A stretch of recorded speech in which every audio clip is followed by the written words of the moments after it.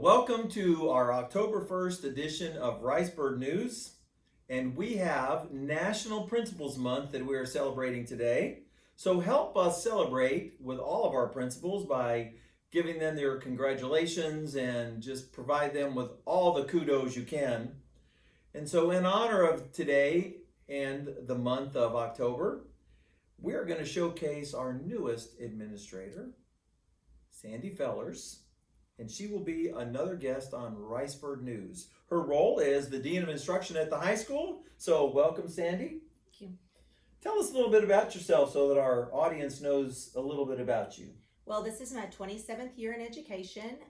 I started my career in North Texas at a 1A school, which is Iredell. Then I moved down and I did 9 years at Industrial High School as coach and teacher. Then I went to Brazos Wood High School for a short stint, also as a teacher coach there. I left education for a little bit, owned up my own business, stepped back into education for 7 more years at Industrial. Then I went to Edna as an assistant principal. From there, I came to El Campo and was an assistant principal at the high school here, enjoyed that stint. Then I went to Goliad for principal at their middle school, and now I'm back at El Campo. Proud to wear red again. Well, we're glad to have you back, and we're proud that you get to share all those experiences, and we look forward to a good year. So you talked about yourself and your experiences. Tell me a little bit about your past. Who was your favorite teacher? Who was your favorite administrator? Why did you choose to do this? Well, my favorite teacher was a lady named Gladys Sisk, and I love to talk about her because I love to share the memory of her and honor her. She's no longer with us. So I attended a small school outside of Waco, and we had a looping practice there at that school. I didn't know it was looping at the time, but I know it was looping now in the English department. And so I had the same English teacher from 7th to 12th grade.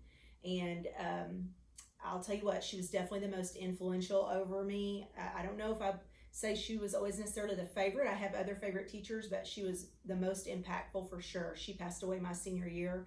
And I'll tell you, everybody that had her, for certainly in my grade, we know what a jewel we had for sure. She was wonderful.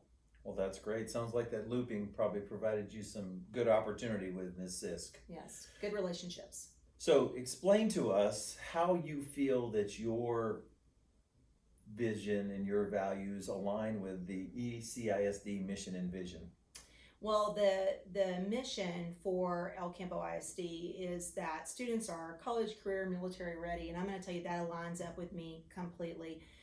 The purpose of public education, in my viewpoint, has always been that we are raising up children hand in hand in partnership with their parents to make them productive members of our communities, not just in their workplaces, but in their homes, in their churches, in their community organizations, on the streets, in our community, just really building that up and having all the tools that they need to be successful in their adult life.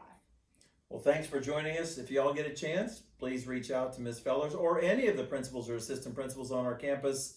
They certainly deserve our recognition and our support. So thanks for your visit to Ricebird News. Thank you. Thank you for rejoining us. I want to mention our character counts. This month of October highlights the pillar of respect. Students should treat each other with respect and follow the golden rule. They should be accepting of differences, use good manners, be considerate of the feelings of others, don't threaten, hit, or hurt anyone, and deal with anger, insults, and disagreements peacefully. The pillar of respect. Just a few reminders. Parent-teacher conference on October 18th between 8 and 4. In sports, our Ladybirds will host Wharton this afternoon at 5 o'clock at the Ricebird Gym. JV and varsity cross country participate tomorrow at the Meet in Shiner. Next week, our ECMS volleyball and football teams will play Wharton. Our high school tennis team will meet in Navasota next week. And our football team takes on Stafford next Friday night. This past Wednesday night, the school board made some key decisions for all of us. Through a local resolution regarding policy DEC local, The board gave permission to me to allow staff to access 10 days of extended sick leave at full pay once they have used all 10 of their leave absences from this year. This is an effort to equalize what was in place last year with the CARES Act and what the board adopted in the second semester of last year. If you need more information, please contact your building principal or Ms. Foss.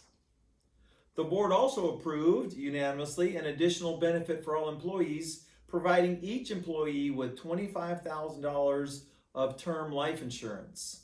So thank you very much to the board for these efforts to provide our staff with things that are so well deserved. To continue on with the district's efforts to mitigate the spread of COVID and to protect our employees and students, the board also approved district contracts with Germ Blast, where they will come 3 times a year, every 90 days, and disinfect everything on every campus. In addition to that, we've also purchased hand-free devices on our lavatories, on our faucets, on our soap dispensers, and our paper towel holders.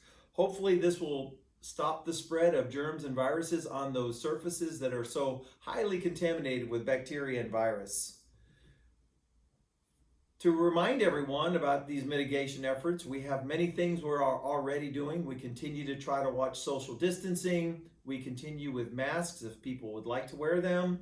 We have used smaller class sizes, particularly in the K through 5. We provided a opportunity for vaccinations for anyone 12 and older this past week. We will continue those efforts. And just so you know, those efforts appear to be making an impact.